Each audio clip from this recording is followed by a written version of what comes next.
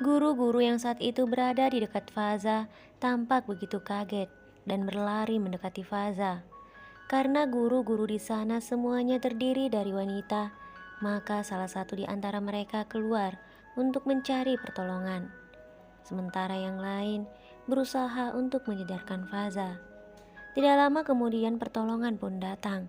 Seorang pria yang kebetulan melintas di depan sekolah langsung menggendong Faza dan membawanya ke puskesmas yang kebetulan berada tak jauh dari sekolah itu.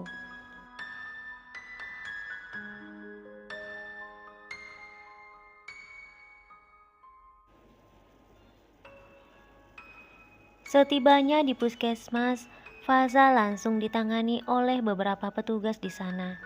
Tak lama kemudian, Faza pun sadar dan para petugas memulai beberapa pertanyaan kepada Faza.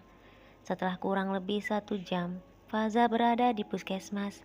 Salah satu petugas di puskesmas itu berkata kepada Faza, "Untuk sementara, sebaiknya Ibu Faza tidak boleh terlalu banyak bekerja. Ibu Faza juga harus banyak makan makanan yang banyak mengandung vitamin.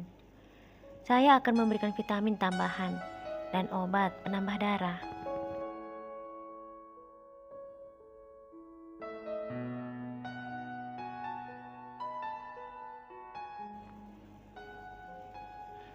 Faza yang masih terlihat lemas kemudian bertanya, "Vitamin dan obat penambah darah? Memangnya saya kekurangan darah, dokter?" Petugas itu tersenyum. "Ibu, saat kita mengandung, kita harus mengkonsumsi vitamin dan juga obat penambah darah. Karena ditakutkan jika ibu mengalami kekurangan darah, akan berpengaruh pada janin yang ada di dalam kandungan ibu." Mata Faza terbelalak mendengar perkataan dokter itu. Janin? Kandungan? Maksud dokter?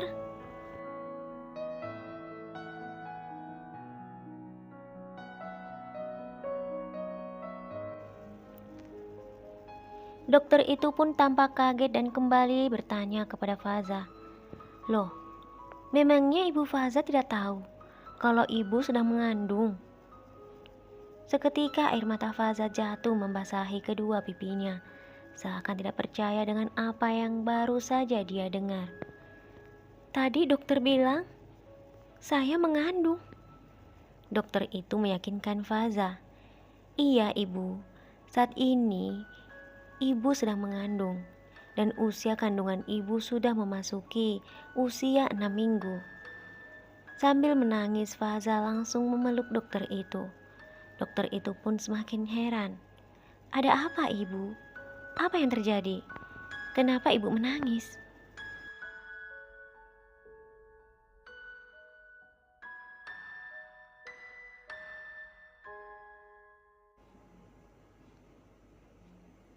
Faza melepaskan pelukannya lalu berkata, "Sungguh, saya tidak percaya dengan apa yang dokter katakan. Tetapi yang dokter katakan itu adalah kalimat yang selalu saya tunggu selama ini, dokter.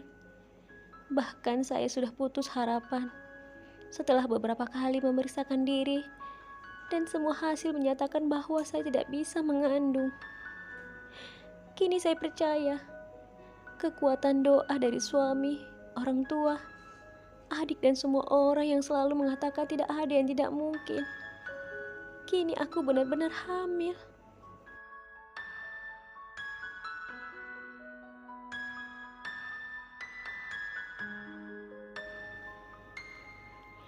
Faza kembali menangis karena begitu bahagia. Dokter itu pun ikut menangis dan berkata kepada Faza, "Sungguh sangat mengharukan. Apa yang terjadi pada Ibu Faza saat ini adalah sebuah keajaiban. Ibu harus banyak bersyukur atas keajaiban yang sudah Tuhan berikan. Ibu harus benar-benar menjaga kehamilan ibu. Jangan sampai terjadi sesuatu. Ibu harus sering-sering datang ke sini untuk memeriksakan kandungan ibu. Sekarang Ibu Faza harus pulang dan menyampaikan kabar bahagia ini kepada suami dan juga keluarga ibu."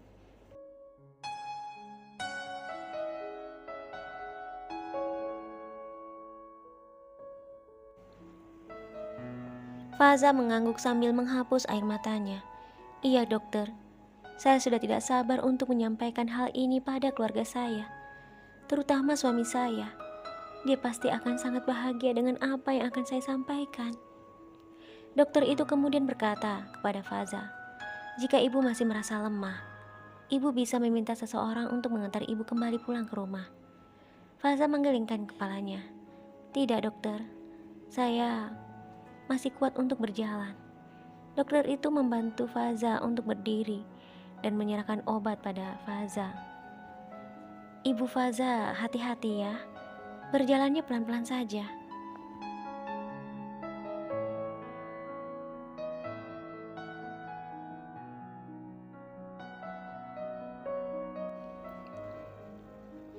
Saat Faza keluar dari ruang pemeriksaan itu, teman-teman Faza berkata padanya, "Ibu, biar kami mengantar ibu pulang sampai ke rumah.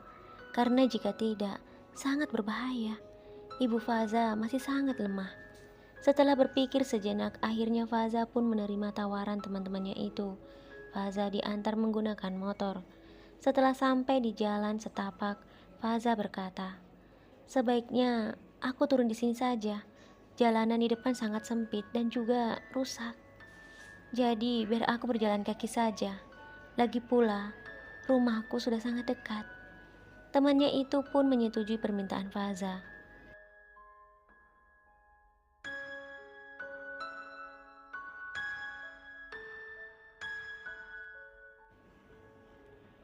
Setelah kepergian temannya, Faza berlari kecil sambil menangis. Dia merasa sudah tidak sabar untuk menyampaikan kabar gembira itu pada suaminya.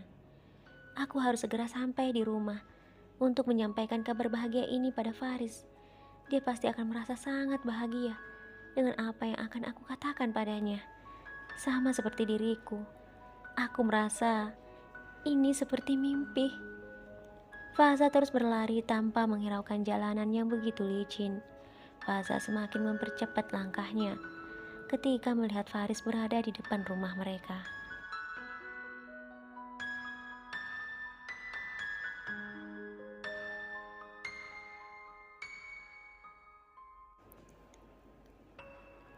Saat tiba di dekat Faris, Faza berteriak dan langsung memeluk Faris yang saat itu mencuci tangannya. Faris yang begitu kaget langsung berkata, "Sayang, ada apa?" Faza masih menangis. Faris membelai wajahnya. "Sayang, apa yang terjadi? Kenapa kamu menangis? Dan kenapa kamu pulang sebelum aku menjemputmu?" Faza menatap Faris. "Kamu tidak akan percaya dengan apa yang akan aku katakan, sayang." Faris mengerutkan keningnya karena semakin bingung. "Memangnya apa yang akan kamu katakan, sayang?"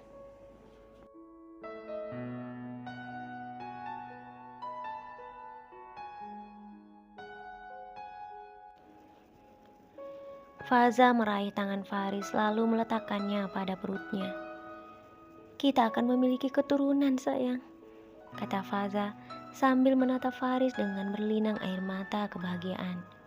Faris begitu kaget dan tidak percaya dengan apa yang dikatakan oleh Faza. "Kamu hamil?"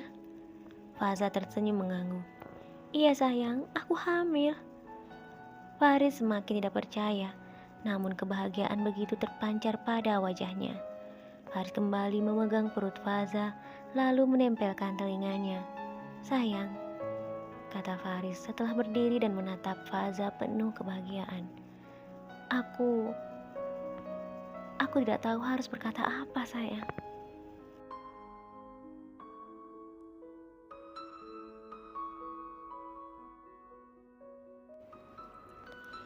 Faza membelai wajah Faris. Faris kembali berkata, "Kita harus banyak mengucapkan rasa syukur atas karunia ini, sayang. Aku sangat bahagia. Aku sangat bahagia." Faris kembali memeluk Faza dengan erat. Saat mereka sedang berpelukan, tanpa sengaja Faris melihat seorang wanita berdiri sedikit jauh dari mereka, tepatnya di belakang Faza. Faris melepaskan pelukannya pada Faza dan terus menatap wanita itu. Faza pun terlihat heran dengan sikap Faris, hingga akhirnya Faza pun ikut melihat ke arah yang sama.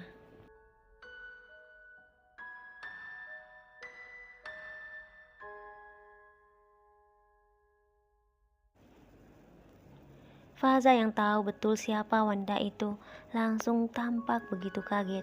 "Sarah?" kata Faza. Faris pun berkata, "Benarkah itu Sarah?" Faza dan Faris masih melihat ke arah wanita yang hanya berdiri memandang mereka dari kejauhan. "Untuk apa dia kesini, sayang?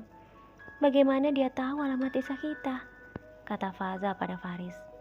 Faris menggelengkan kepalanya. "Aku juga tidak tahu, sayang. Mungkin dari ibu." Faris dan Faza saling berpegangan dengan erat ketika melihat Sarah melangkah mendekati mereka.